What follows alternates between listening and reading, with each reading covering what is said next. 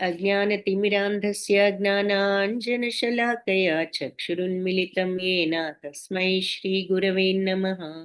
नमो ॐ विष्णुपदाय कृष्णप्रेष्ठाय भूतले श्रीमते भक्तिवेदान्त स्वामिन्यति नामिने। नमस्ते सरस्वती देवी गौरवाणी प्रचारिणे निर्विशेषा शून्यवादी पाश्चात्य देशधारिणे। हे कृष्णा करुणा सिंधु दीनबंधु जगत्पते गोपेश गोपिका कांता राधा कांता नमोस्तुते। तप्त कांचन गौरांगी राधे वृंदावनेश्वरी वृषभानुसुते देवी प्रणमामि हरिप्रिये। जय श्री कृष्ण चैतन्य प्रभु नित्यानंद श्री अद्वैता गदाधर श्रीवासादि गौर भक्त वृंद। हरे कृष्ण कृष्ण कृष्ण हरे हरे, हरे राम राम राम हरे हरे।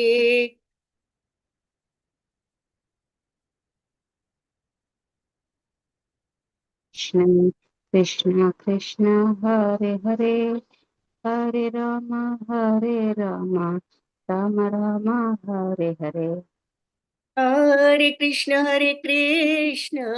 कृष्ण कृष्ण हरे हरे, हरे राम राम राम हरे हरे। हरे कृष्ण हरे कृष्ण कृष्ण कृष्ण कृष्ण हरे हरे, कृष्ण हरे हरे, हरे हरे राम राम राम राम राम हरे राम हरे। हरे हरे। హరే కృష్ణ అందరికి. ఇస్కాన్ బెంగళూరు వారి లెవెల్ 3 క్లాస్లో భక్తి రసామృత సింధు 10వ అధ్యాయం అందరికి స్వాగతం. మరి 9వ అధ్యాయంలో కొన్ని విషయాలు చూసాం కదా. ఏది మనం అసలు భక్తిలో ఎన్నున్నాయి? 64 అంశాలు చెప్పారు. మొదటి 10 కూడా బిగినింగ్ కనిష్ట భక్తుడు ఫస్ట్ ఫాలో అవ్వవలసినవి. తరువాత 10 కొంచెం ఈ మొదలు పెట్టిన తర్వాత కొద్దిగా ఈ భక్తి మార్గంలో ఉన్న తరువాత పాటించవలసినవి. ఆ తర్వాత ఇంకొక 44 మొత్తం మీద మనం పాటించవలసినవి. సో మొత్తం 64 సూత్రాలు చెప్పడం జరిగింది. సో ఈ వీటన్నిటినీ చూసి క్లుప్తంగా ఆ తర్వాత ఒక్కొక్క దాన్ని మనం వివరంగా చూడటం చేస్తున్నాం అన్నమాట. సో 8వ అధ్యాయం నుంచి మనం అది వివరంగా చూడటం ప్రారంభించినట్లున్నాము. సో మరి లాస్ట్ క్లాస్లో కొన్ని చూశారు. ఏది కొన్ని పాయింట్స్, ఏది దూషణ, భగవంతుణ్ణి గాని భక్తుల్ని గాని దూషిస్తే సహించకూడదు, తర్వాత తిలకము తులసి మాలలు ధరించాలి అని చెప్పి అది ధరించినప్పుడు మరి భగవంతుని చూసిన ఫీలింగే కలుగుతుంది. ఆ తర్వాత యమదూతలు కూడా ఈ తిలకం ధరించిన వాళ్ళ దగ్గరకు రాలేరు అని చెప్పి చూసాం. ఆ తర్వాత మరి అజామిలుడు కూడా మరి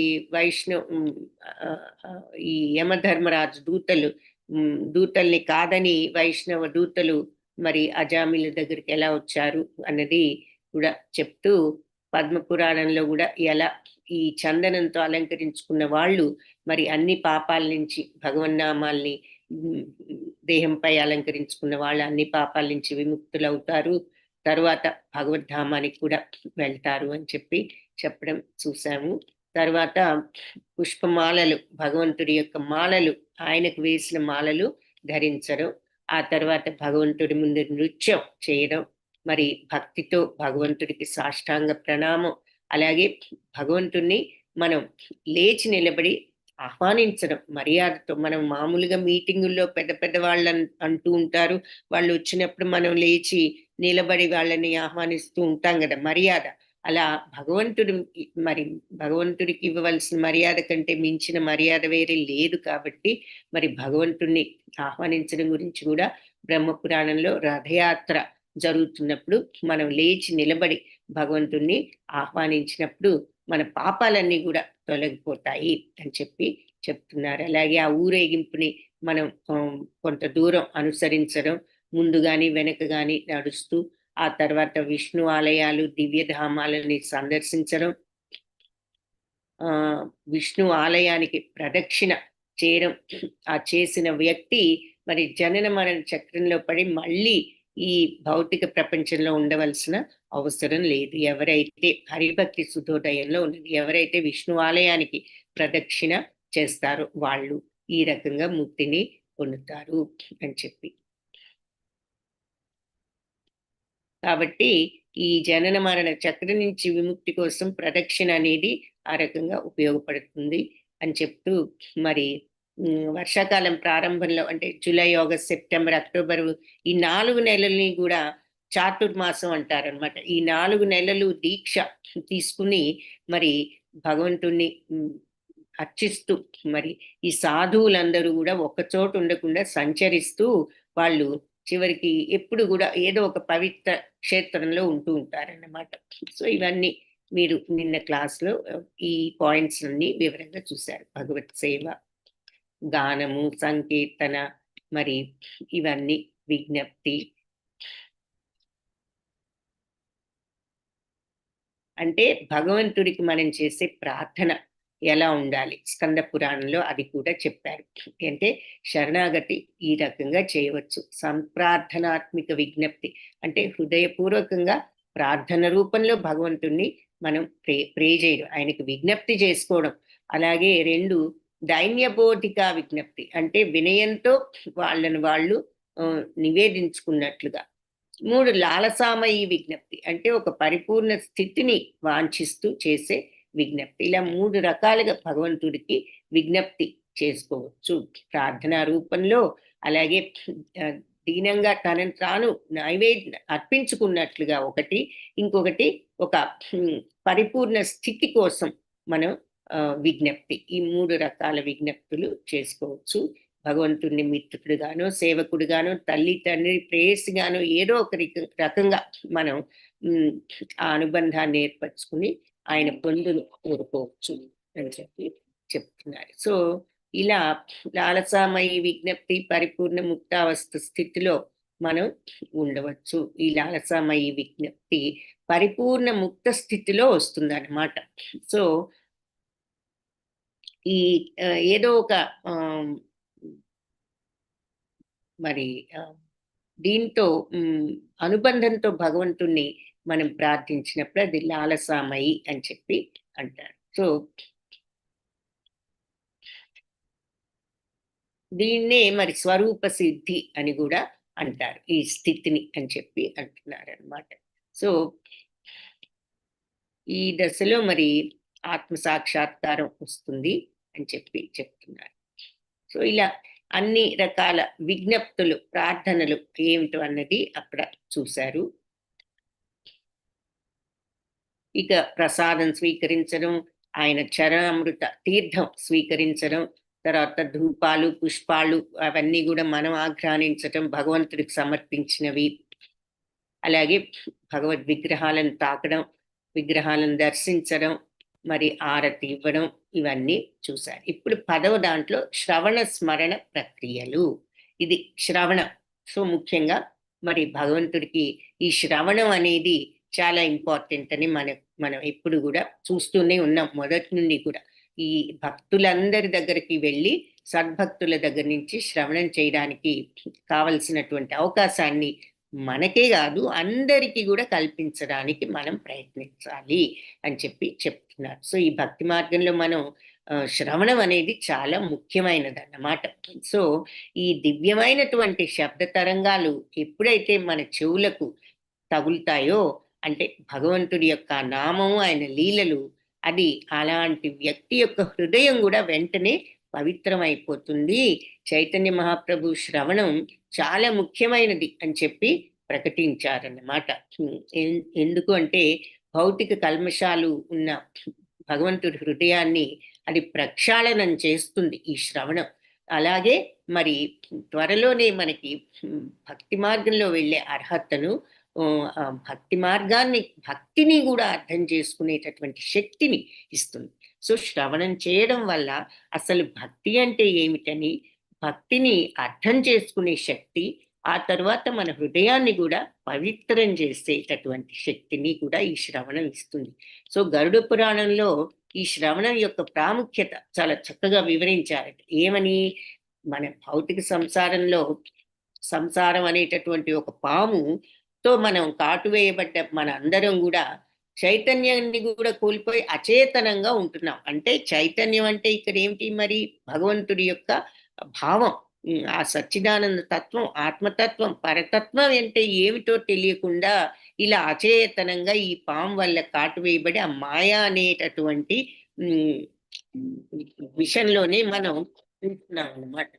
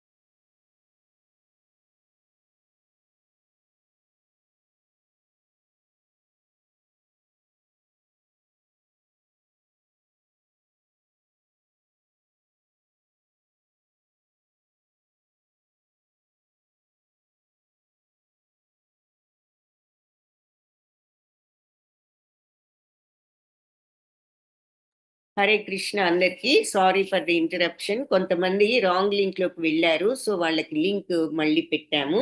సో అందుకని ఒక ఫ్యూ మినిట్స్ మధ్యలో ఇంటరప్షన్ వచ్చింది.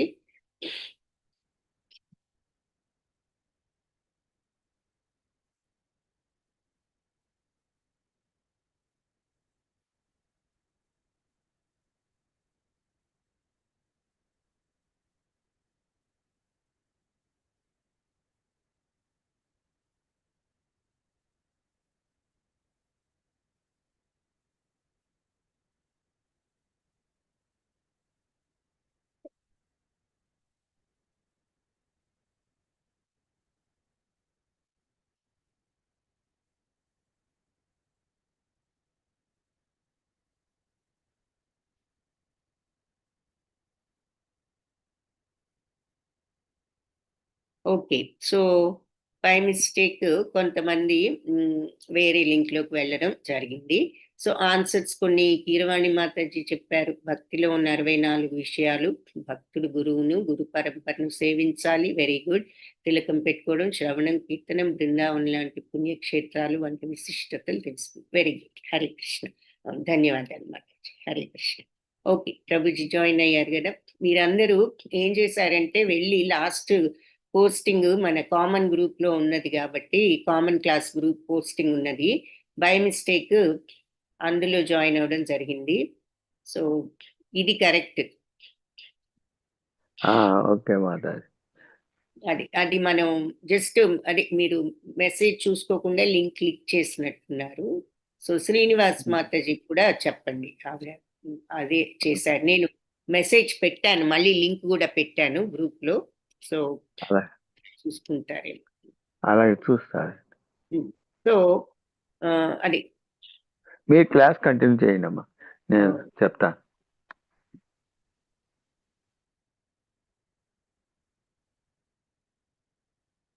సో అందుకని మనకి ఈ గరుడ పురాణంలో ఏం చెప్పారు అంటే శ్రవణం యొక్క ప్రాముఖ్యతని వివరించారు. ఏమని, మరి మనం ఉన్న స్థితి ఆత్మతత్వాన్ని తెలుసుకోలేని మాయలో అచేతనంగా ఉన్నాం. ఆత్మతత్వం అంటే మనకి కంప్లీట్ జీరో కాబట్టి అచేతన స్థితి అని చెప్పుకోవచ్చు.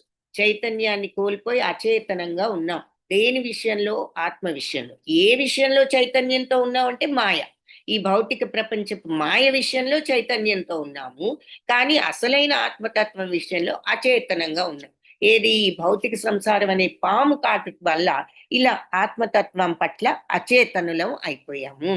అలాంటి వాళ్ళందరూ కూడా ఈ హరే కృష్ణ మహామంత్రాన్ని శ్రవణం చేసినప్పుడు మళ్ళీ చైతన్యం చేకూరుతుంది అని చెప్తున్నా. సో ఇప్పుడు పాము కాటు గురి అయిన వాళ్ళు వెంటనే మరణించరు. ముందు స్పృహ కోల్పోవడం, అచేతన స్థితిలో ఉండడం అలాగే జరుగుతుంది కదా. అలాగే ఈ ఇహలోకంలో అచేతనంగా ఉండే వాళ్ళు కూడా వాళ్ళ నిజ స్వరూపం కానీ, కర్తవ్యం కానీ, భగవంతుడితో వాళ్ళకున్న సంబంధం కానీ వాళ్ళు తెలుసుకోలేరు.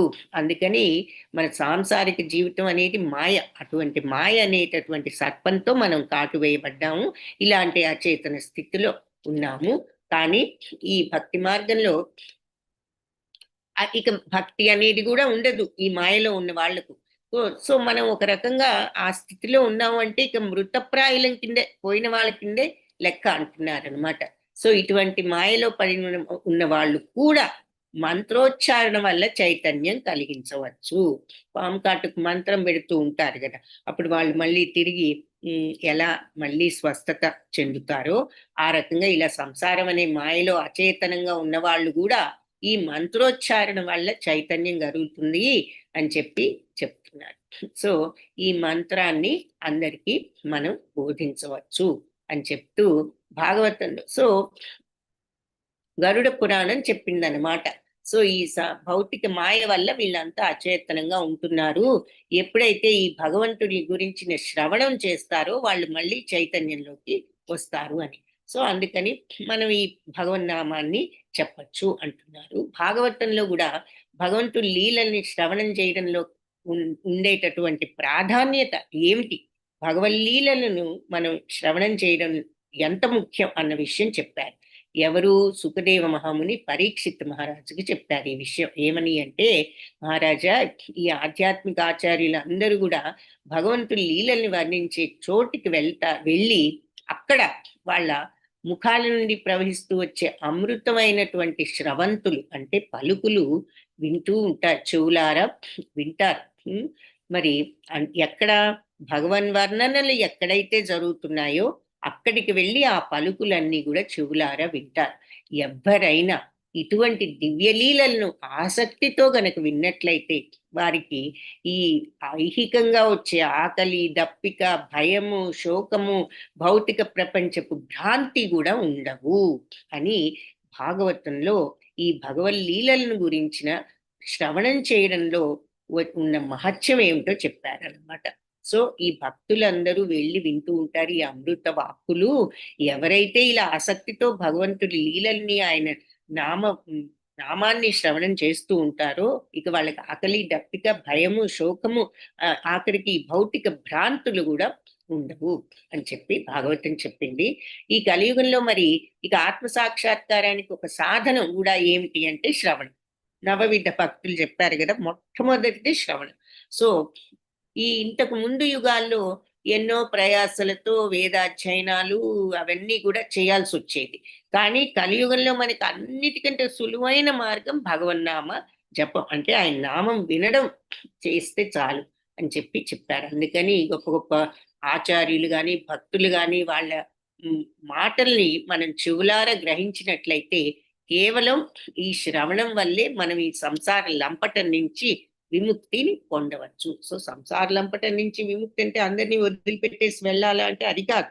ఈ మన బాధ్యతల్ని మనం నిర్వర్తిస్తూనే ఈ భక్తి మార్గంలో మానసికంగా ఉన్నట్లయితే మరి మనం ఈ జనన మరణ చక్రం నుంచి విముక్తులం అవ్వచ్చు అని చెప్పి చెప్తున్నారు. సో చైతన్య మహాప్రభు కూడా ఎప్పుడు కూడా ఈ శ్రవణం గురించి మరి ఎంత ముఖ్యమైనది బోధించారు. అలాగే ఊరికినే ఉపన్యాసాలు వినడం వల్ల అదేదో వృత్తితో అంటే అది ఒక వృత్తిగా ఉండొచ్చు. కొంతమంది ఉపన్యాసాలు అవి చెప్తూ అదొక జీవనోపాధి వృత్తి కింద.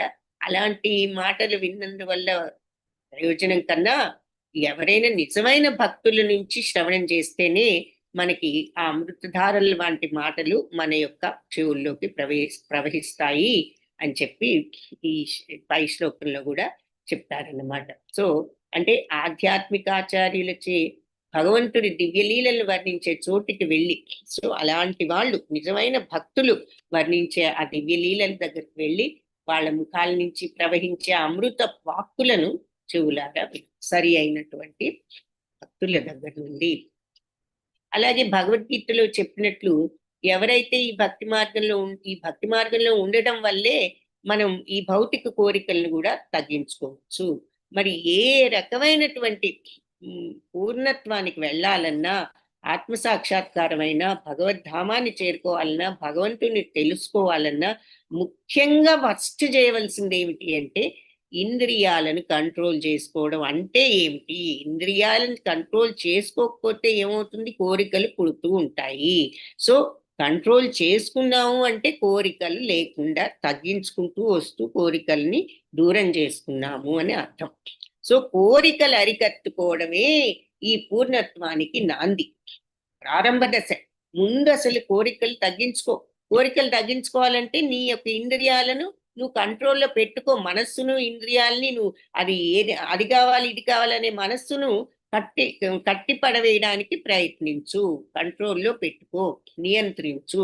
కాబట్టి ఈ భగవద్భక్తిలో నిమగ్నం అవ్వాలి అంటే మరి భౌతిక కోరికల్ని వదులుకోవాలి. అది ఫస్ట్ పాయింట్. అందుకని కాబట్టి రసవర్ణం రసోప్యస్య పరం దృష్ట్వా నివర్తతే అంటే ఈ భక్తి రసంలో నిమగ్నం అవ్వాలి అంటే ముందు ఈ భౌతిక కోరికలు వదులుకోవాలి. సో ఎవరైనా మరి ఒక ఉత్తమ కార్యం దొరికినా అధమ కార్యాలు ఎవరు కూడా ఒక మంచి కార్యం దొరికితేనే అధమ కార్యాలు మనం వదులుకోగలుగుతాం కదా. అలాగే మరి జగత్తులో ప్రతి ఒక్కళ్ళు ఈ మాయలో ఉంటున్నారు కాబట్టి భగవంతుడి యొక్క లీలలు వినడంలో మనం రుచిని పెంచుకున్నట్లయితే మరి ఈ తక్కువ రకం సుఖాలన్నిటికీ మనం స్వస్తి చెప్పొచ్చు. ఇది కొనుక్కుంటే సుఖపడతాము, ఇంత మెత్తటి కుర్చీ కొనుక్కుంటే సుఖపడతాము, లేదా మెత్తటి పరుపు ఇటువంటి ఆలోచనలు ఎప్పుడైతే భగవంతుడిని గురించి వింటూ ఉంటామో మనకి ఈ వీటి మీద మరి ఆసక్తి తగ్గుతూ వస్తుంది అని చెప్పి చెప్తున్నారు. సో ఇప్పుడు కురుక్షేత్ర రంగంలో యుద్ధ రంగంలో భగవంతుడు ఒక మామూలు ప్రాపంచిక వ్యక్తితో సంభాషణ చేసేటప్పుడు మామూలుగా ఒక ఇద్దరు మిత్రుల మధ్య సంభాషణే అనిపిస్తుంది పైకి. కానీ నిజానికి భగవంతుడి ముఖం నుంచి వచ్చే ప్రతి ఒక్క వాక్యం కూడా అమృత స్రవంతియే. ఆ దివ్య సందేశాలను మరి చెవులారా అర్జునుడు విన్నాడు కాబట్టే మరి అతనికి భ్రాంతులన్నీ కూడా తొలగిపోయాయి అని ఒక ఉదాహరణ చెప్తున్నారు ఈ విషయానికి. అలాగే భాగవతంలో కూడా ఒక శ్లోకం ఏం చెప్తోంది అంటే భగవంతుడి పట్ల భక్తిని ఎవరైతే కోరుకుంటారో ఆయన్ని ప్రశంసించే స్తోత్రాలు గాని, ఆయన గుణాలను గాని, లీలల్ని గాని వినాలి. సో భగవద్భక్తిని కోరుకునే వాళ్ళు ఏం చేయాలి అంటే భగవంతుడి ప్రార్థనలను, ఆయన గుణాలను, ఆయన లీలలను శ్రవణం చేయాలి. అది అలా చేసినప్పుడు తప్పనిసరిగా మన హృదయంలో ఉన్న అమంగళాలన్నిటినీ కూడా ఇది అంతం చేస్తుంది. ఏది భగవత్ స్తోత్రాలు విన్నా, ఆయన లీలలు విన్నా, ఆయన గుణాలు విన్నా మన యొక్క హృదయంలో ఉన్న కల్మషాలు అమంగళాలు అన్నీ కూడా అంతమొందుతాయి అన్నది భాగవతంలో చెప్తున్నారు. సో అంత ఆ, ఆ, శక్తివంతమైనదన్నమాట శ్రవణం అనేది. సో అలా శ్రవణం గురించి ఆ రకంగా చెప్పారు. ఇక నెక్స్ట్ది భగవత్ కృప కోసం మనం ఎదురు చూడడం. సో భాగవతం ఏం చెప్తోందంటే ఈ విషయంలో అవ్యాజమైన కృప అన్ భగవంతుడిది మనపై కలుగుతుందని ఎప్పుడు కూడా నిరీక్షిస్తూ మన ప్రారబ్ధ కర్మ ఫలితాన్ని అనుభవిస్తూ, సో భగవంతుడి కరుణ మనకు కలుగుతుంది, ఇక మనకి ఏ కష్టాలు రావు అనుకోకూడదు. భగవత్ కరుణ ఎప్పటికైనా లభిస్తుంది, నా కర్మ ఫలితాలను నేను ఈ రకంగా చెల్లిస్తున్నాను అని ప్రారబ్ధ కర్మ ఫలితాలన్నీ అనుభవిస్తూ హృదయపూర్వకంగా భక్తితో నీకు ఎవరైతే ప్రణామాలు చేస్తారో వాళ్ళు తప్పనిసరిగా అర్హులు మోక్షానికి, అది అతని హక్కు అని చెప్పి భాగవతంలో చెప్పారు. సో మన కర్మలను మనం అనుభవిస్తూ భగవంతుడి మీద భక్తితో ఏదొచ్చినా ఇది నా కర్మానుసారం నాకు వచ్చినటువంటి కష్టమైన సుఖమైన అని నమ్ముతూ మన యొక్క జీవితాన్ని ఆ రకంగా సాగిస్తూ మనం భగవద్భక్తితో ఆయన యొక్క దయ మనకు తప్పనిసరిగా కలుగుతుంది. ఈ రకమైన భావంతో మన జీవితాన్ని మనం గడుపుతూ వెళ్తే అని చెప్తున్నారు. అలాంటి భావంతో గనక మనం జీవితాన్ని సాగించినట్లయితే, అంటే కష్టం వచ్చినా నష్టం వచ్చినా మనం సమత్వంతో ఉంటూ ఇది నా కర్మానుసారం భగవంతుడు నాకు ఇచ్చినటువంటిది అంటే శరణాగత తత్వం, ఆ భక్తి భావంతో ఈ రకంగా జీవితాన్ని మనం గడిపినప్పుడు తప్పనిసరిగా ఆయన యొక్క అనుగ్రహం నాకు కలుగుతుంది అని మనం నమ్మవచ్చు. ఆ హక్కు కూడా మనకు ఉంటుంది ఆ శరణాగత తత్వం ఉన్నప్పుడు అని చెప్తున్నారు భాగవతంలో. అలాగే భక్తులందరికీ కూడా ఈ సూక్తి మార్గనిర్దేశకం ఈ రకంగా ఉండాలి అని చెప్పి మనందరికీ కూడా ఈ మార్గాన్ని సూచించారు. ఏదొచ్చినా మన కర్మ ఫలితం అనుకుంటూ భక్తితో ఉండడం. సో భగవంతుడు మరి అప్పుడు మన కర్మ ఫలితాలన్నిటి నుంచి కూడా ఆయన విముక్తి చెయ్యాలి అని మనం కోరుకోకూడదు. మనం చేసిన కర్మకు ఫలితం అనుభవించకుండా నన్ను తప్పించు అనడం మరి ఎలా కరెక్ట్ అవుతుంది? సో ఏ కర్మ చేశామో మరి పూర్వం ఆ కర్మలన్నిటి ఫలితాలు మనం అనుభవిద్దాం. భగవంతుడు మరి ఆ రూల్ పెట్టారు, అది ప్రాపంచిక సిద్ధాంతం మరి. కాబట్టి మన కర్మ ఫలితాలు మనం అనుభవించాలి. అది అనుకుంటూ మనం దుఃఖము లేదు సుఖము లేదు అనుకుంటూ ఇదంతా మన కర్మానుసారం జరుగుతోంది అనే విషయాన్ని మనం అర్థం చేసుకుని మనం సమత్వంతో భక్తి భావంతో జీవితాన్ని కొనసాగించినప్పుడు తప్పనిసరిగా ఆయన మనల్ని అనుగ్రహించడం జరుగుతుంది. అప్పుడు మరి మనం ఈ కష్టాలు అనుభవించడం వల్ల ఎవరం కూడా మరి దీనికి ఎక్సెప్షన్ ఏమి లేదు. మరి మనలో ఈ ఐహిక ప్రవృత్తి అంతరించిన తర్వాత ఇక మనకి పునర్జన్మ ఉండదు. సో మనం ఈ కర్మబంధాలన్నీ మరి అనుభవించేశాము. ఆ తర్వాత మనకిప్పుడు ఐహిక ప్రవృత్తి కూడా లేదు. ఏది జరిగినా భగవంతుడు ఇచ్చినటువంటిది, మన కర్మానుసారం భగవంతుడు ఇది ప్రసాదించారు అని మనం యాక్సెప్ట్ చేయగలుగుతున్నాము, సమభావంతో ఉండగలుగుతున్నాం. కాబట్టి ఇక మనకి ఈ కర్మ అంతా అంతరించిపోయిన తర్వాత ఇక మళ్ళీ మనకి పునర్జన్మ ఉండదు. మనం ఏ బంధాలు ఏర్పరచుకోం. ఇంతకు ముందు కర్మలన్నిటినీ ఇప్పుడు చెల్లిస్తున్నాము. కొత్తగా మనం ఏ కర్మలు బంధాలు కలిగించుకోవడం లేదు. ఎందుకు అంటే ఈ మనస్తత్వంతో శరణాగతితో ఉంటున్నాం కాబట్టి. సో ఆ రకంగా ఇక మనకి పునర్జన్మ అనేది ఉండదు. మన డ్యూటీలు కర్మలు చేస్తూ భగవద్భక్తితో ఈ రకంగా కొనసాగినట్లయితే అని చెప్తున్నారు. అది భక్తి భావంతోనే మరి సాధ్యపడుతుంది. ఇక ఎవరైతే అలా భక్తితో ఉంటారో వాళ్ళు మరి ముక్తిని సాధించగలరు, మళ్ళీ ఈ జగత్తులో ప్రవేశించరు. కాబట్టి మన భక్తితో మన పనులు మన కర్మబంధాలు మనం చేసుకుంటూనే పోవాలి. ఏదైనా ప్రతిబంధకాలు ఎదురైనా కూడా భగవంతుని స్మరించుకుంటూ ఆయన కృప కోసం నిరీక్షించాలి, వెయిట్ చేయాలి. ఇదేమిటి ఇంకా రాలేదు, భగవంతుడు ఎప్పుడు నన్ను, నా కర్మలన్నీ నేను చేస్తున్నాను కదా అని డిమాండింగ్ కాదు. ఎప్పుడు భగవంతుడి కరుణ వస్తుందో, ఆయన ఎప్పుడు అనుగ్రహిస్తే అప్పుడు అని మనం నిరీక్షించాలి. అది ఒక్కటే అతనికి ఓదార్పు అని చెప్తున్నారు. సో ఈ భావంతో గనక మనం జీవితాన్ని సాగిస్తే, ఈ రోజులు గడిపినట్లయితే క్రమంగా భగవద్ధామం చేరుకోవడం నిశ్చయం.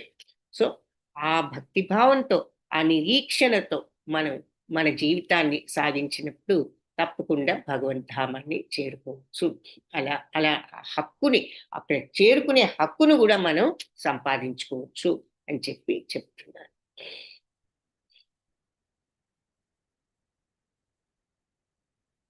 శ్లోకంలో దాయభాక్ అనే పదం వాడారు. అంటే తండ్రి ఆస్తికి కొడుకు ఎలా అయితే మరి వారసుడు అవుతాడో, అలాగే మరి ఈ భక్తిలో ఉన్న వాళ్ళు కూడా భగవంతుడి ధామాన్ని ప్రవేశించడానికి అర్హులవుతారు. ఇది అంతా కూడా శ్రవణం. తర్వాత భగవంతుడి కృప కోసం ఎదురు చూడటం. ఇప్పుడు నెక్స్ట్ పాయింట్ స్మరణం. సో ఏదో ఒక రకంగా భగవంతుడితో మనం సంబంధాన్ని కలిగించుకున్నప్పుడు ఆ సంబంధాన్నే మనం స్మరణ అంటాం. సో ఈ స్మరణం గురించి అంటే ఏదో ఒక రకంగా మనం ఆ కనెక్షన్ భగవంతుడితో, ఆయన్ని స్నేహితుడుగానో, భక్తుడుగానో, తండ్రిగానో, మరి ఏదో ఒక భావంతో మనం ఆ కనెక్షన్ ఏర్పరచుకోవచ్చు. అలా ఏర్పరచుకుని భగవంతుడితో ఆ సంబంధాన్ని మనం ఆ రకంగా అనుభవిస్తున్నప్పుడు దానిని స్మరణం అంటారనమాట. భగవంతుని గురించి మనం ఆ రకంగా స్మరిస్తున్నాము అని. సో ఈ స్మరణం గురించి విష్ణు పురాణంలో ఒక చక్కటి సూక్తి ఉన్నదట. ఏమని? కేవలం భగవంతుని స్మరించడం వల్లే సమస్త సన్మంగళాలకు మనకు అధికారం వస్తుంది. కాబట్టి అనాది, ఆదిలేని వాడు, అనంతుడు, లిమిట్లెస్ అయిన భగవంతుణ్ణి నేను నిరంతరము స్మరించుదును కాక అని పద్మ పురాణంలో స్మరణం గురించి విష్ణు పురాణంలో ఉన్నది. అలాగే పద్మ పురాణంలో ఏమని ఉన్నది అంటే, మరణ సమయంలో గాని, జీవిత కాలంలో గాని భగవంతుని స్మరించే వాడికి సర్వ పాపాలు కూడా నశిస్తాయి. కాబట్టి భగవంతుణ్ణి నేను భక్తితో ఆ భగవంతుడికి ప్రణమిల్లుతున్నాను అని పద్మ పురాణంలో ఉన్నది. సో మరణ సమయంలోనే కాదు, జీవిత కాలంలో కూడా మనం భగవంతుని స్మరించిన వాళ్లకు పాపాలన్నీ కూడా నశిస్తాయి అని చెప్పి పద్మ పురాణం చెప్తాం. ఇక ధ్యానం. ధ్యానించడం అంటే మన మనస్సును భగవంతుడి రూపం మీదనో, గుణాల మీదనో, లీలల మీదనో, లేదంటే ఆయనకు సేవ చేయడం విషయం మీదనో లగ్నం చేయడాన్ని ధ్యానం అంటారు అని చెప్పి చెప్తున్నారు. సో ధ్యానం మరి భగవంతుడి రూపం మీద ధ్యానం చేయటం ఈజీ నిరాకారం మీద కన్నా.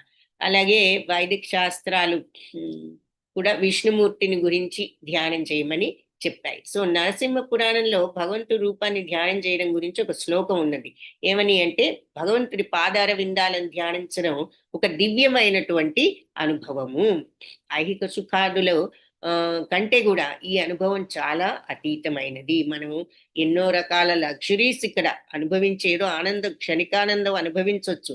కానీ ఆయన పాదాలను ధ్యానించడం వల్ల వచ్చే ఆనందం వీటన్నిటినీ మించినటువంటిది అని చెప్పి నరసింహ పురాణం చెప్పింది. అది అలాంటి ధ్యానం వల్ల ఎంతటి పాపి అయినా సరే పాప ఫలితాల నుంచి విముక్తుడు కాగలడు, భగవత్ పాదాలను ఆ రకంగా ధ్యానించిన వాడు అని నరసింహ పురాణంలో ఉంది. విష్ణు ధర్మంలో భగవంతుడి దివ్య గుణాలను ధ్యానించడం గురించి ఒక శ్లోకం ఉన్నది. ఏమని అంటే, ఎప్పుడూ భక్తిలో ఉన్న వాళ్ళు భగవంతుడి యొక్క దివ్య గుణాలను స్మరిస్తూ మరి వాళ్ళు అన్ని పాపాల నుంచి విముక్తులు అవుతారు. సో భగవంతుడి యొక్క గుణాలను ధ్యానించడం. ఇంతకు ముందేమో భగవంతుడి నరసింహ పురాణంలో ఆయన రూపాలను ధ్యానించడం వల్ల పాపాలు పోతాయి. ఇక్కడ భగవంతుడి గుణాలను గురించి మనం ధ్యానించినప్పుడు మరి అది కూడా పాప విమోచనం కలిగిస్తుంది. అలా పవిత్రులైన వాళ్ళందరూ కూడా భగవద్ధామాన్ని చేరుకోవడానికి అర్హులవుతారు. సో ఆయన రూపాన్నైనా ధ్యానించవచ్చు, భగవంతుడి గుణాలనైనా ధ్యానించవచ్చు అని చెప్తూ పాప ప్రక్షాళనే కాకుండా మరి అది భగవద్ధామానికి కూడా అర్హత కలిగిస్తుంది. అసలు భగవద్ధామానికి వెళ్ళాలి అంటే ముందు పాపాల ప్రక్షాళన చేసుకోవాలి కదా.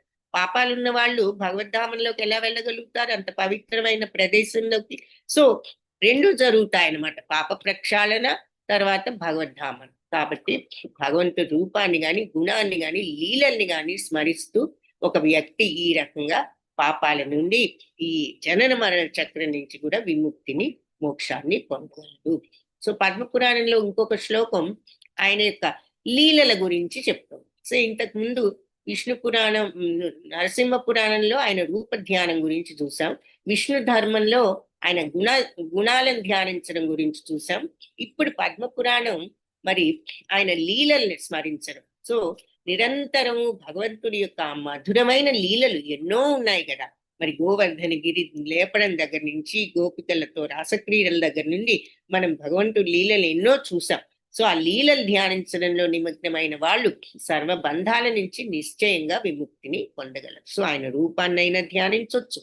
భగవంతుడి యొక్క గుణతత్వం ఏమిటి అంటే కరుణామయుడు, ఆయన కోరికలు లేవు, ఆయనకు కావలసింది లేదు, నిర్గుణుడు, ప్రపంచ మాయకు అతీతుడు, శుద్ధతత్వం ఉన్నవాడు, సచ్చిదానందుడు. ఇది భగవంతుడి యొక్క తత్వం. అదైనా మనం అనుభవపూర్వకంగా ఆ తత్వంలోకి వెళ్ళడానికి ప్రయత్నిస్తూ ధ్యానించుకోవచ్చు.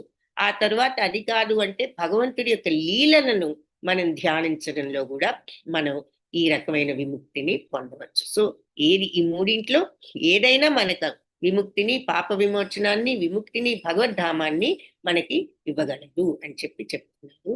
అలాగే అభీష్ట సిద్ధి కలుగుతుంది ప్రత్యక్షంగా కూడా. భగవంతుని వాళ్ళు సందర్శించిన, ఇటువంటి ధ్యానం ఉన్న వాళ్ళు ప్రత్యక్షంగా కూడా భగవంతుని సందర్శించిన సందర్భాలు కూడా పురాణాల్లో మనం చూసాం. బ్రహ్మవైవర్త పురాణంలో ఒక కథ ఉన్నది. ఏమని అంటే ఒక బ్రాహ్మణుడు, మనం దీని గురించి ఇంతకు ముందు కూడా ఒకసారి చెప్పుకున్నాం.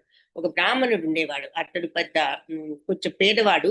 అయినా ఉన్న దానిలో ఏదో తృప్తిగా ఉంటూ, ఏదో తన కర్మ ఫలితం మరి భగవంతుడు, ఇది నా కర్మానుసారం, భగవంతుడు నాకు ఐశ్వర్యం ఇవ్వలేదని భావిస్తూ తన యొక్క పరిస్థితి దీనంగా ఉన్నది, హీనంగా ఉన్నది నా పరిస్థితి అని విచారాన్ని అతను ఎప్పుడు కూడా వ్యక్తం చేయాల. ప్రశాంత జీవనం గడుపుతూ ఉండేవాడు. అయితే కల్లా కపటం తెలియని వ్యక్తి ఆయన. సో అప్పుడప్పుడు ఈ మహాత్ములు వాళ్ళు చేసే ప్రసంగాలు వీటన్నిటికీ వెళ్తూ ఉండేవాడు. అలాంటి ప్రసంగంలో వైష్ణవుల కర్తవ్యాల గురించి ఉపన్యాసం చేస్తున్నప్పుడు అతను శ్రద్ధగా వింటూ ఉండేవాడు. వైష్ణవులు ఏం చేయాలి, ఎలా జీవించాలి, వాళ్ళు ఏ రకంగా ప్రవర్తించాలి అనే ప్రసంగాలకు వెళ్తూ వాళ్ళు చెప్పేవన్నీ శ్రద్ధగా వింటూ ఉండేవాడట.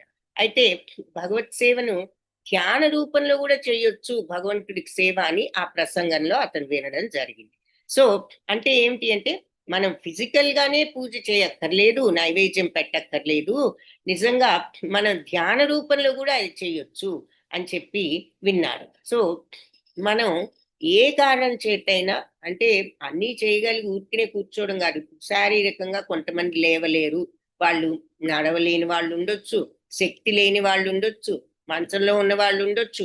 ఇలాంటి వాళ్ళు లేచి భగవంతుడికి పూజ చేసే శక్తి లేకపోవచ్చు శారీరకంగా, కానీ వాళ్ళు ధ్యానంతోనే ఆ సేవ చేయవచ్చు అని చెప్పి విన్నాడు. విని వాస్తవంగా ఒక వ్యక్తి వైష్ణవ సేవలు నిర్వహించలేని పక్షంలో అతడు ఆ సేవలను మరి ధ్యానం ద్వారా చేస్తూ ఆ ఫలితాలను పొందవచ్చు, అదే ఫలితాన్ని పొందుతారనమాట. సో ఈ బ్రాహ్మణుడికి మరి శారీరకంగా కొంత శక్తి ఉంది, కానీ ఆర్థికంగా శక్తి లేదు కదా. సో ఆర్థిక శక్తి లేనప్పుడు మరి రోజు మంచి ప్రసాదాలు పెట్టలేడు, మరి నైవేద్యాలు పెట్టలేడు, ఈ ధూప దీపాలు చేయలేకపోవచ్చు, దానికి నూనె ఖర్చు, నెయ్యి ఖర్చు ఇవన్నీ ఉంటాయి. సో అతనికి అంత లేదు చేయడానికి, కానీ మరి ధ్యాన రూపంలో అయినా చేయాలని చెప్పి అతను నిశ్చయించుకుని ఇక ఆ భావంతో రోజు వెళ్ళి గోదావరిలో స్నానం చేస్తూ, స్నానం తర్వాత అతను ఒక రోజు ఇలా స్నానం చేసి గోదావరిలో నదీ తీరంలో ఒక ఏకాంత ప్రదేశంలో కూర్చున్నాడు. ఆసీనుడై ప్రాణాయామం చేశారు. ప్రాణాయామం చేస్తూ మనస్సుని అంటే కాన్సన్ట్రేషన్ కోసం, మరి ఏకాగ్రత కోసం ప్రాణాయామం చేశారు. చేసి ఇక మరి మనస్సును కేంద్రీకరించడానికి ఈ ప్రాణాయామం లాంటివి ఉన్నాయి, చేస్తారు. మనం దేని మీదైనా కాన్సన్ట్రేషన్ చేయాలి అన్నప్పుడు ప్రాణాయామం ఉపయోగపడుతుంది. సో యోగ శాస్త్రాల్లో ఈ ప్రాణాయామం, ఈ ఆసనాలు ఇవన్నీ ఎందుకు చెప్తారు అంటే మనకి ఆ కాన్సన్ట్రేషన్ పవర్ బిల్డప్ చేయడానికి, ఆ ధ్యానానికి అవన్నీ కూడా సహకరిస్తాయి కాబట్టి, కాన్సన్ట్రేషన్ ఫోకస్ అవసరం కాబట్టి. ఫోకస్ లేనిదే ధ్యానం చేయలేం కదా. మనం చూసాం ధారణ, అష్టాంగ యోగంలో ధారణ అంటే కాన్సన్ట్రేషన్, ఫోకస్. ఆ ధారణ ఉంటేనే నెక్స్ట్ స్టేజ్ ధ్యానము. అటువంటి ధ్యానం ఉన్నప్పుడు సమాధి స్థితి, భగవంతుణ్ణి మనం దర్శించగలగడం, ఫీల్ అవ్వగలగడం, అనుభూతి చెందగలగడం జరుగుతాయి. సో ఆ ధ్యానం కావాలి అంటే ఈ ఫోకస్, ధారణ ఉండాలి. ఆ ధారణ కోసం ఈ ఆసనాలు, ప్రాణాయామం అవసరం. సో అతను ప్రాణాయామం చేసి మరి ఆ రకంగా ఏం చేశాడు అంటే ప్రాణాయామంతో ఫోకస్ చేసి ఆ తర్వాత మనస్సులో భగవంతుడి రూపాన్ని చూసుకున్నాడు. చూసుకుని ఆ రూపానికి అందమైన దుస్తులు, ఖరీదైన నగలు, కిరీటం ఇవన్నీ కూడా అలంకరిస్తున్నట్టు ఊహించుకోవడం ప్రారంభించారు. నిజంగా మరి అతనికి ఖరీదైన దుస్తులు, నగలు, కిరీటాలు తెచ్చే స్తోమత లేదు, కానీ అలా చెయ్యాలి భగవంతుడికి అనే కోరిక ఉన్నది. కాబట్టి అతను చక్కగా నదీ తీరంలో స్నానం చేసి కూర్చుని ప్రాణాయామం చేసి ఫోకస్ చేసి ఆ ధ్యానం మీద, ఆ ధ్యానంలో భగవంతుడిని ఊహించుకుని ఆయన యొక్క మూర్తికి ఈ రకమైనటువంటి అలంకారాలన్నీ చేస్తున్నట్టు ఊహించుకున్నాడు. ఆ తర్వాత భగవంతుడికి సాష్టాంగ ప్రణామాలు, అంతా కూడా ధ్యానంలోనే. అలంకరణ అంతా అయిన తర్వాత ఆలయాన్ని అంతా కూడా శుభ్రం చేస్తున్నట్లు భావించుకున్నాడు, ఊహించుకున్నాడు. అలా శుభ్రం చేసిన తర్వాత తన దగ్గర ఎన్నో వెండి బంగారు పాత్రలు ఉన్నట్లు, ఆ పాత్రల నిండా పవిత్రమైన నదీ జలాలు నింపినట్లు, అంటే మరి ఈ దేశంలో ఉన్నటువంటి పుణ్య నదీ తీర్థాలన్నీ తీసుకొచ్చినట్లు. అది కూడా ఎటువంటి పాత్రల్లో? బంగారు వెండి పాత్రల్లో ఆ పుణ్య నదీ తీర్థాలు, గోదావరి కాదు మరి అతను మరి గంగా, యమున, నర్మదా, కావేరీ నదుల నుంచి కూడా ఈ జలాన్ని తీసుకొస్తున్నట్లు అతను భావించుకుంటూ ఉన్నాడు. సో మామూలుగా భక్తుడు ఎవరైనా సరే మనం అర్చించేటప్పుడు మంత్రోచ్చారణతో ఈ నదులన్నీ గంగా, గోదావరి అంటూ చదువుతూ ఉంటారు మనం, ఆ నదుల పేర్లన్నీ. సో మనం భగవంతుడికి అర్పించే జలం అంతా ఆ నదుల నుంచి తెచ్చినట్లుగా మనం ఆ మంత్రాల ద్వారా చెప్తూ ఉంటాం. సో అలా ఈ బ్రాహ్మణుడు మంత్రోచ్చారణ కూడా వదిలి నిజంగానే ఆ నదుల నుండి జలం తీసుకొచ్చినట్లుగా అతను ఊహించుకుంటూ ఉన్నాడు అనమాట. సో దానికి అవసరమైన పూలు, పండ్లు, సుగంధ ద్రవ్యాలు, చందనం వీటన్నిటిని కూడా సమకూర్చుకుంటూ మరి అవన్నీ కూడా భగవంతుడి ముందు ఉంచి ఆయనకి ప్రీతి కలిగించే విధంగా అర్పిస్తూ ఉండేవాడు. తరువాత ఆ హారతిచ్చి యథావిధిగా భగవదారాధన అంతా పూర్తి చేసేవాడు అన్నమాట. సో ఇలా చాలా నియమంగా రోజు ఆయన ఈ ధ్యానంతో ఈ ఆరాధన చేస్తూ ఉన్నాడు. సో కొన్ని సంవత్సరాలు ఇలా చేశాడు.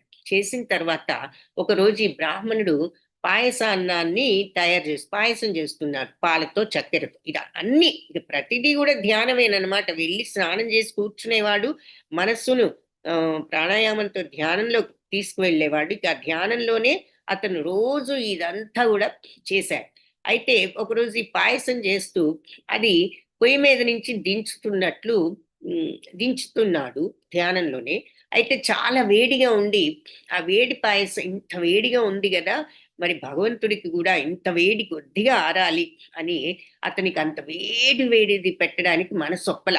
మరీ అంత వేడిగా ఉన్నప్పుడట పాయసాన్ని మనం నైవేద్యం చేయకూడదు. అంటే మనం తింటే మనకు నోరు కాలుతుందని ఎంత భయపడతామో, మరి భగవంతుడికి అర్పిస్తే ఎలా? చక్కటి టెంపరేచర్లో మరి తినగలిగిన వేడిలో రుచిగా ఉండేటట్లు ఇవ్వాలి. సో అందుకని అంత వేడిగా ఉన్నప్పుడు ఇవ్వకూడదు అంటారు ఆ నైవేద్యం కూడా. సో చల్లారిన కొండికి, ఎస్పెషలీ పాయసం కొద్దిగా చల్లారిన కొండికి దానికి రుచి పెరుగుతూ ఉంటుంది. కాబట్టి పాయసాన్ని అంత వేడిలో ఇవ్వకూడదు. కాబట్టి మరీ వేడిగా ఉండి పొయ్యి మీద నుంచి దించాము, కానీ ఇంత వేడిది ఇవ్వడానికి అతనికి మనసొప్పక దాన్ని కొంచెం పట్టుకుని చూద్దాము, భగవంతుడికి ఇవ్వడానికి సరిపడే వేడిలో ఉందో లేదో తెలుసుకుందామని అతను ఆ పాల పాత్రను, పాయసం పాత్రను చేతితో పట్టుకుని చూస్తాడు. చూసి దించిన తర్వాత, దించాడు ఏదో బట్టతో.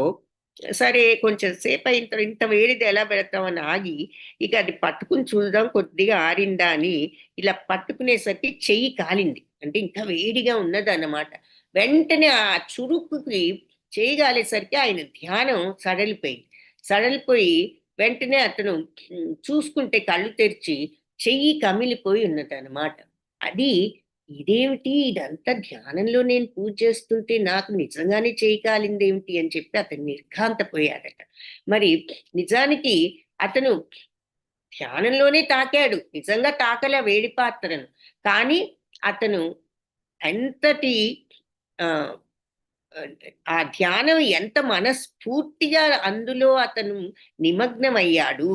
అది కేవలం ధ్యానమైనా అది నిజం అనేటట్టుగా అతని మనస్సు అంతగా అందులో నిమగ్నమై ఉన్నది. కాబట్టి అది మనకి రుజువు చేస్తుంది అనమాట. అది నిజంగానే వేలు కమిలిపోతుందని అతను కూడా అనుకోలేదన్నమాట. సో భగవంతుడు ఆ హృదయపూర్వకంగా ఆ భావనని నిజం చేశారు భగవంతుడు. సో ఆయన అది నిజంగానే స్వీకరిస్తున్నారు. అది ఆయన ఎప్పుడు భావనని ధ్యానమని అనుకోలేదు. ఎందుకంటే ఆయన హృదయం అంతగా అందులో ఆ బ్రాహ్మణుడు నిమగ్నం చేశాడు కాబట్టి భగవంతుడు అది నిజంగానే జరిగినట్లే స్వీకరిస్తున్నారు అని మనకు అర్థమవుతుంది. సో ఈ రకంగా బ్రాహ్మణుడు అనుకుంటున్నాడు, ఇదేమిటి మరి వేలు కాలిపోయింది, ధ్యానంలో ఉన్నాను నేను, ధ్యానంలో చేస్తున్నా కూడా అని చెప్పి. సో అని బ్రాహ్మణుడు అనుకుంటున్నప్పుడు వైకుంఠంలో లక్ష్మీదేవితో ఉన్న ఏకాంతంలో ఉన్న నారాయణుడు నారాయణుడు అక్కడ ఆయన ఉండడం, ఆ సమయంలో ఇది చూసి నారాయణుడు చిరునవ్వు నవ్వడం చూసి లక్ష్మీదేవి ఇదేమిటి ఉన్నట్లుండి స్వామి ఏదో విషయం గురించి నవ్వుతున్నారు ఏమిటా అని ఆవిడ కారణం అడిగింది, దేనికి నారాయణుడు అలా నవ్వుకుంటున్నారని.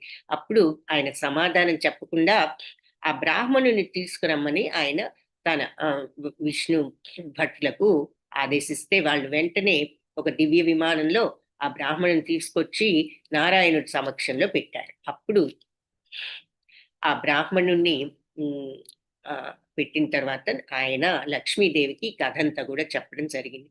తర్వాత ఆ బ్రాహ్మణుడికి లక్ష్మీనారాయణుల సన్నిధిలో వైకుంఠంలో నివసించే భాగ్యం కలిగిందట.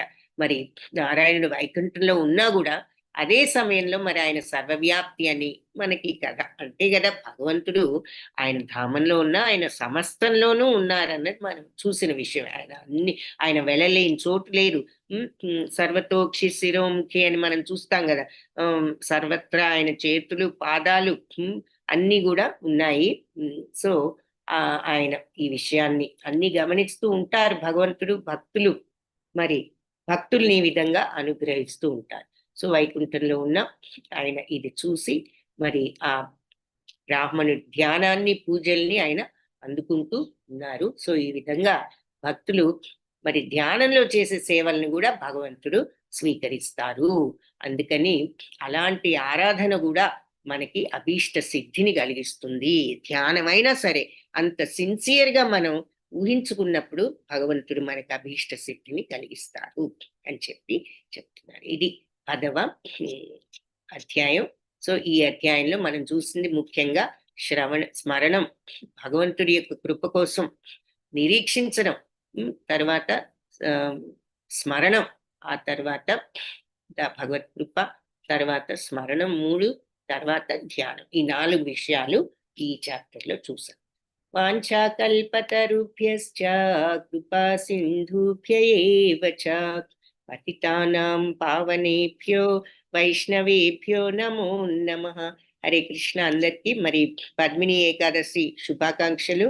ఈరోజు మరి ఈ పద్మిని ఏకాదశి మీలో క్లాస్కు వచ్చిన వాళ్ళు వినే ఉంటారు. దీని యొక్క ప్రత్యేకత ఏమిటి అంటే ఈ పద్మిని ఏకాదశి 2 సంవత్సరాలకు తర్వాత వస్తుంది అన్నమాట. సో అధిక మాసంలో వస్తుంది. అధిక మాసం ఎప్పుడు వస్తుందంటే 33 నెలల తర్వాత వస్తుంది. మరి సంవత్సరానికి మనకి 12 నెలలే కదా ఉన్నాయి. సో 12 అంటే 2 సంవత్సరాలకు కూడా రాదు, 3వ సంవత్సరంలో వస్తుంది అధిక మాసం. సో అధిక మాసంలో 2 ఏకాదశులు ఉన్నాయి. ఒకటి పద్మిని, 2 పరమ ఏకాదశి. ఈ 2 కూడా ప్రత్యేకత. ఎందుకు అంటే అవి ప్రతి సంవత్సరం వచ్చే ఏకాదశులు కాదు కాబట్టి. సో ఈ ఏకాదశి పద్మిని ఏకాదశి అధిక మాసంలో వచ్చింది. ఇది శుక్లపక్షంలో. దీని ప్రత్యేకత ఏమిటని ధర్మరాజు అడగడం శ్రీకృష్ణుణ్ణి ఆయన చెప్పడం జరిగింది. ఇదంతా భాగవతంలో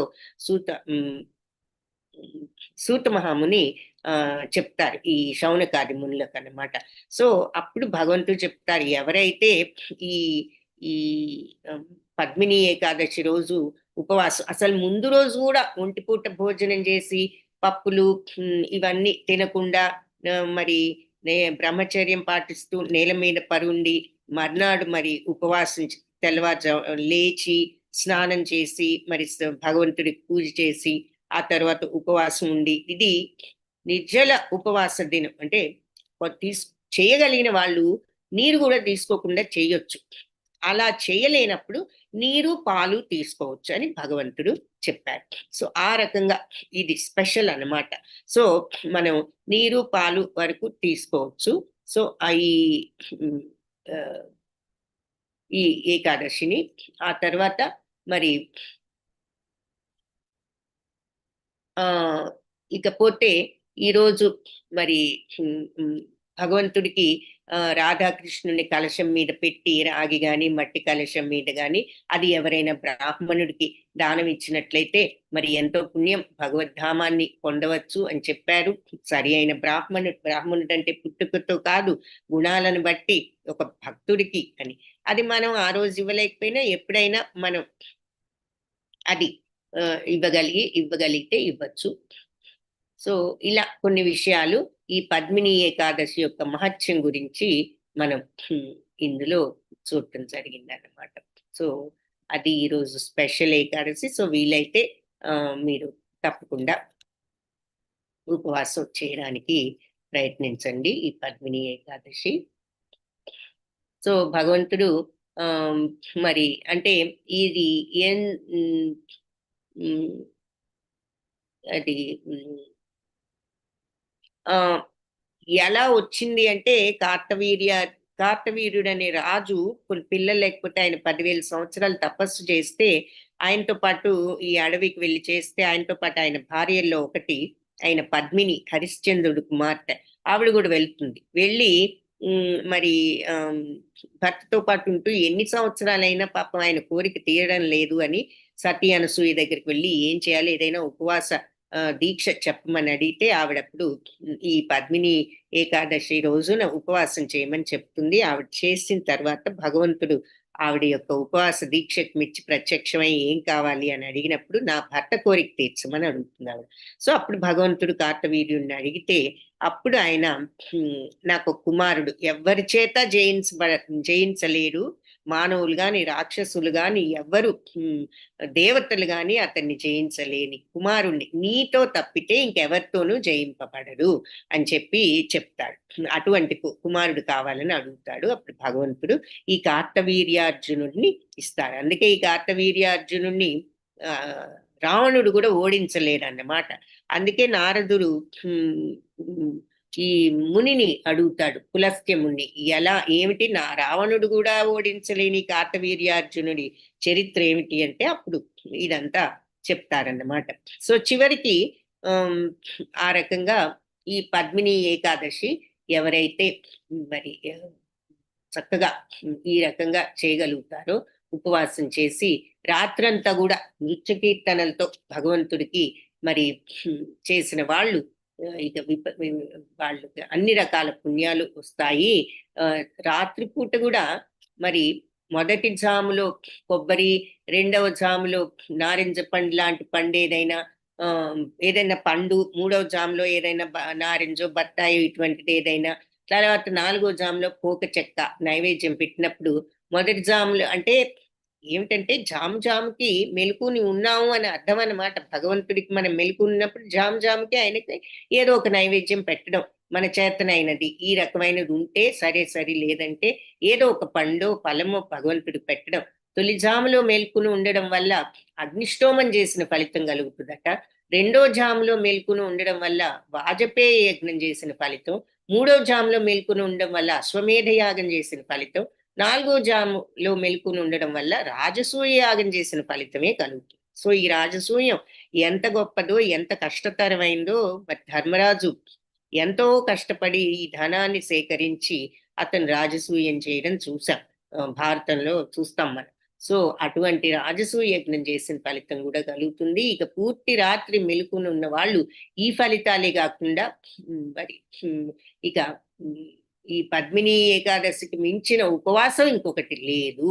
ఈ ఏకాదశిని పాటించిన వాళ్ళు అన్ని తీర్థాల్లో స్నానం చేసిన ఫలితాన్ని కూడా పొందుతారు అని చెప్పి చెప్తున్నారు. సో రాత్రంతా అలా మెలకు నుండి సూర్యోదయం అవగానే స్నానం చేసి భగవంతుడికి పూజ చేసి ఇలా యోగ్యుడైన బ్రాహ్మణుడికి ఎవరికైనా భోజనం పెట్టి మరి ఆ అది మనం చేయలేనప్పుడు యోగ్యుడైన బ్రాహ్మణుడు మనకు ఆ రోజు తగలకపోతే దానమైనా మనం ఏదో ఒకటి తర్వాత ఇవ్వవచ్చు. సో అలా ఈ జల కలశాన్ని దానం ఇవ్వాలి. ఏది మనం రాధాకృష్ణుల్ని పెట్టిన ఆ జల కలశం ఉంది కదా, దానిని దానం ఇవ్వాలి. అలా చేసినప్పుడు ప్రస్తుత జన్మలో విజయాన్ని కాకుండా నెక్స్ట్ జన్మలో కూడా మోక్షం తప్పకుండా వస్తుంది. కాబట్టి ఇది ఈ ఏకాదశి యొక్క వ్రత విధానం. దీన్ని పాటించడం వల్ల కలిగే లాభాలని చెప్పి శ్రీకృష్ణుడు మరి ధర్మరాజుకు చెప్పడం జరిగింది. ఇది క్లుప్తంగా మీకు ఎవరైనా రాని వాళ్ళు ఉంటే మీకు తెలుస్తుందని ఈ విషయం క్లుప్తంగా చెప్పాను. హరే కృష్ణ. వాంఛాకల్పతరుభ్యశ్చ కృపా సింధుభ్య ఏవ చ పతితానాం పావనేభ్యో వైష్ణవేభ్యో నమో నమః. హరే కృష్ణ.